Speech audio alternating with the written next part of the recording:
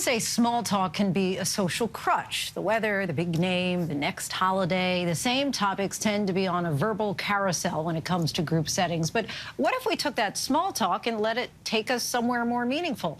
ABC's Morgan Norwood attended an event that urges people to go deeper than surface level conversation.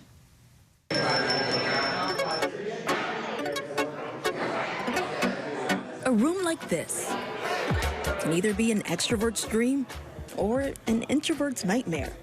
And inside this bar, you'll find folks on both ends of the spectrum. Welcome to Skip the Small Talk. We have some people who are coming because they're brand new to this city and they're looking to make friends. Some people are coming because they're in a transitory period of their life. Maybe they're switching jobs or they went through a breakup and they just need a space to talk openly and honestly and vulnerably. So if you're having a great conversation. And some, like Caitlin Jones, simply want to skip the small talk, which is why she's facilitating this event called Skip the Small Talk. It's an event that encourages strangers to get closer faster. What is so hard about small talk? Or what's easy about it? Sometimes we don't know how to get out of small talk. I like to think that small talk does have its purpose, and it is used to start conversations. But if we don't know how to move to that next step and to build deeper conversations, that's where it gets tricky. It's sort of like speed dating. I'm Morgan. Using a series of question prompts, we'll pair up folks for 10 minutes at a time. They'll get to talk about something that really means something to them, whatever that may be, and we encourage them to look at conversations in a slightly different way than you normally would with a group of strangers. Our questions are just specifically designed to probe a little bit deeper than you may normally get with a stranger. What are some things about you that normally take a long time for people to fully learn or understand? But it's easier said than done. So let's practice. What's something you want to be more honest with yourself about? Okay, so is it best practice to come up with what comes to your mind first? See, I'm already overthinking. Do you see this? It's hard. It's hard. Sometimes when I'm answering a question, I'll just start with the first thing that comes to mind, and then over that 5 minutes I have to talk, it'll be forming into a completely different conversation. What is something that I want to be more honest with myself about? I say yes too often. Okay, I did it. You did it.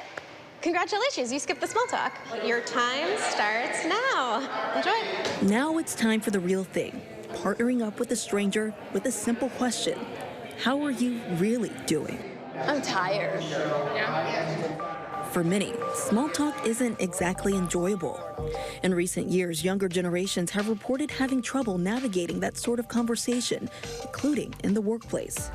Schools and companies are even taking it upon themselves to teach conversational skills like small talk in classes. Yes, in the classroom. Tell me about a conversation that you had. Allison Wood Brooks is one of the professors. Most of my students deeply dread small talk and will do anything to avoid it.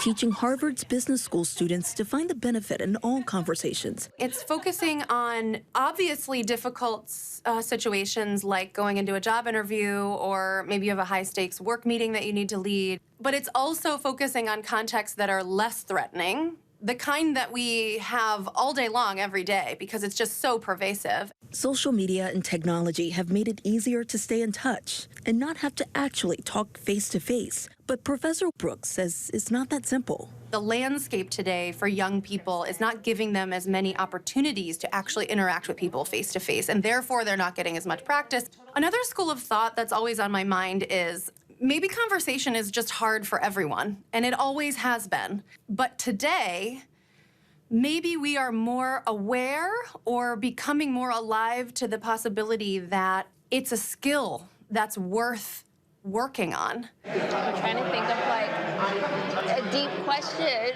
Back in New York, we step away from the Skip the Small Talk crowd for a short break. One thing that I'm noticing that I'm doing is it's so easy to jump right back into small talk. I mean, you have these deep questions, and then you follow up with something that's so routine, and then you get right back into that cycle of just talking about like, oh, the weather, or what about you? And that's a popular school of thought. You know, it's much easier to talk about softer conversations rather than how we're actually feeling or what we're actually thinking about.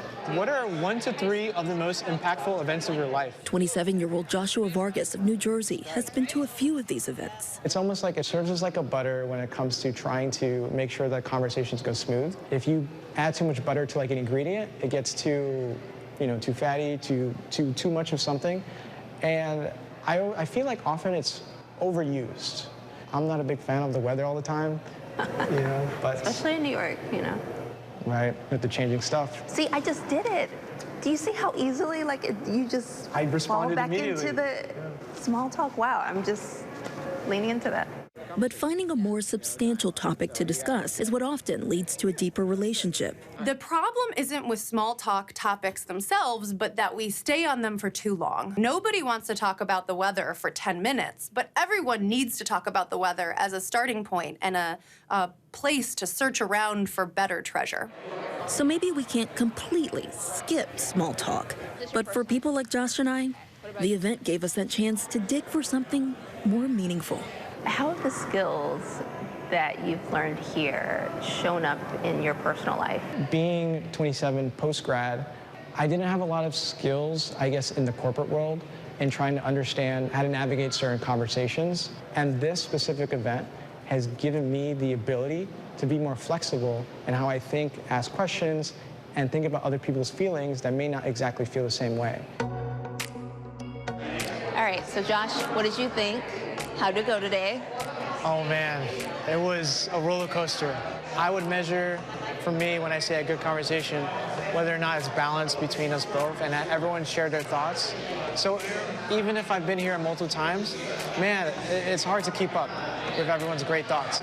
I think the biggest lesson that I learned overall is that it's okay to be vulnerable. Those pauses are not necessarily a bad thing, but to prioritize the connection over performance. This was good. I learned a lot. I'd do it again.